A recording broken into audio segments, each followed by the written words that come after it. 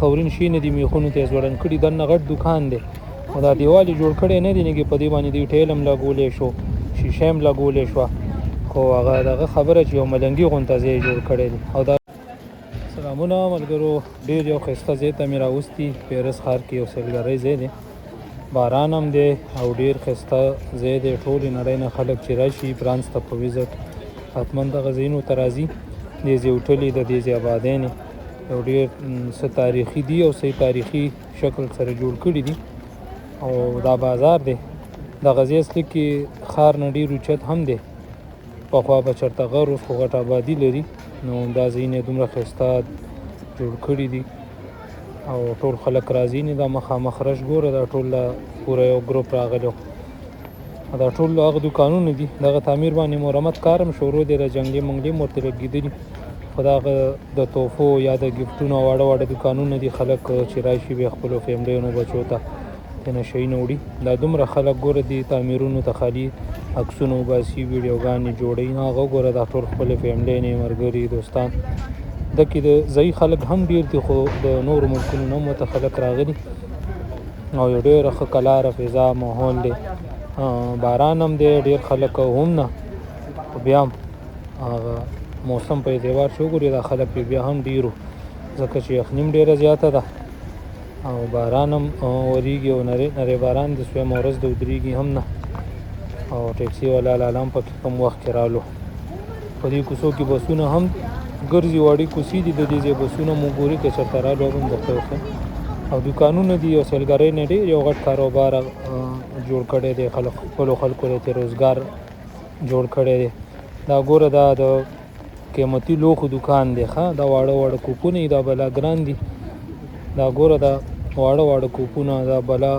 ګران دي او انټیک ډیزاین سره دی دا ګوره 50 یورو باندې دا یو پیاله ده 50 یورو فکر کوم ډېرې غټې روپۍ راغلي نو دلته بس دا خلک سیلګري راشي دا شیونه بیا دي ګوره یو انټیک شیونه یو جالبه شیونه جوړ کړي دي ښه دي او دا خلک یې خوښوي د وړي بیا کور کې ږدي یو نښې پته وه چې پلانکي ملک ته تللی دغه هوټل دا چوکۍ ما مخکې هم لیدلې وي د اکثره ډکې خو باران د خاطره پکې دننه خلک ناستي بار نشته نږدې ډېر ښه ماحول دي انشاءالله ګرمه کې به بیا وګورو او دغه یو پکې خیال نشته اوس منډې وي ورزش هم کوي دا یو دوکان ډېر یو جالبه زما ډېر خوښ شو د دغه دوکان دی دا خورین لوښي پیالې ګیلاسونه دا شیان چې جوړوي او پاس ځای هم ډېر ښایسته جوړ کړی خو لاندې دا دوکان دا دیوال یې وله کچه پرېښی دی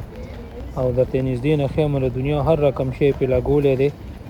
او دا ټول خلک یې ځان له متوجه کړي دي خریداري داسې پراته دي نه څو ګوړي دی کې وله دا وړې وړې کړکۍ جوړې کړي دي دننه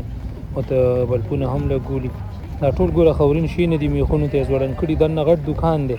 او دا دیوال یې جوړ کړی نه دی نږدې په دې باندې دوی ټیل هم لګولی شو شیشه هم لګولی شوه خو هغه دغه خبره چې یو ملنګي غونته ځای جوړ کړی دی او دا ګملو کې هم ګوره خورین ګلونه ایښي دي هم درته ښیم یعنې دا بس وګوره دا دې کوڅو کې په نږدې دا بس داسې تېرېږي منې لکه سایکل او څنګه فکس روان دی یو خوا بل خوا ځای لري ښه او دا ګلونه ګوره دا هم پکې د خاورو په دې هغې کې ایښي دي ګملو کې دا چینکونه پیالې دا مختلف ډیکوریشن پیس چې ورته وایي دې کړکو کې دا هر څه دننه غټ دوکان دی خو میوزیک دی دننه نه ورځمه او دا ټول خلک دلته خوښ کړي بیا دننه لاړ شي هماغه شی واخلي وړې وړې پیالې په 15-20 یورو باندې دي دا ګوره یو پنجره جوړه کړې ځوړنده کړې ده او دغه وګوره دا ځای په چڼۍ دی چې څوک ځي دلته لاس اچوي که نه نو هغه ته هم دا خورین شیونه اچولي دي ولې څه جوړ کړي دا ټول میلمانه دي نورو ملکونو نه راغلي دي دا وګوره سایکل یې پکې سره کم جوړ کړی وګوره هغه ډریور یې ډېر بېکاره دی هراسې پوډري غونته شی ورته جوړ کړی دی هلکه سم صحتمند سړی وله جوړ کړي نو په دې تختو دا ټول چرګان مارغان او نور شیان ایښي دي ډیکوریشن والا او واړه واړه شیونه دا 20-30 یورو د یو شي ریټ دی ګر چاپېره دا ځای ډېر زوړ دی او هوټل دا جنګلي دا شیونه ډېر یو ښایسته طریقې سره جوړ کړي دي او ډېر پخواني هم دي خو ساتلي دي دا